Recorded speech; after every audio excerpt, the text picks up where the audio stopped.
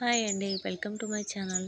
ఈరోజు బ్రహ్మముడి సీరియల్‌లో ఏం జరగబోతుందో ఈ చిన్న వీడియోలో తెలుసుకుందాం. మీలో ఎవరైనా మన ఛానల్‌ని ఇంకా సబ్స్క్రైబ్ చేసుకోలేకపోతే ఇప్పుడే సబ్స్క్రైబ్ చేసుకొని పక్కనే వచ్చే గంట సింబల్‌ని కూడా యాక్టివేట్ చేసుకోండి. అయితే రాజ్‌కి ఎక్కడ యామిని కుట్రల గురించి, తను చేసిన కుట్రల గురించి ఏమీ ఎవ్వరితో చెప్పకుండా ఉంటుంది అపర్ణాదేవి.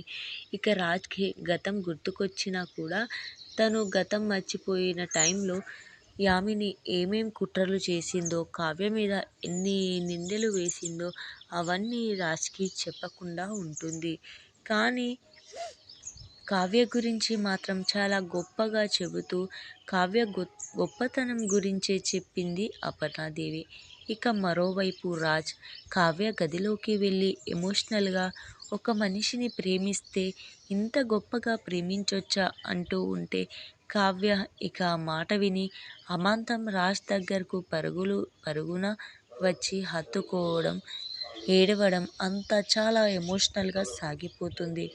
ఇక కావ్య కడుపుతో ఉంది కాబట్టి మెట్లు ఎక్కడానికి వీల్లేదు అని రాజ్ ఎత్తుకుని మెట్లు ఎక్కించే సీన్ చాలా రొమాంటిక్గా ఉంటుంది. యామిని ఎలాంటి కుట్రలు చేయబోతుందో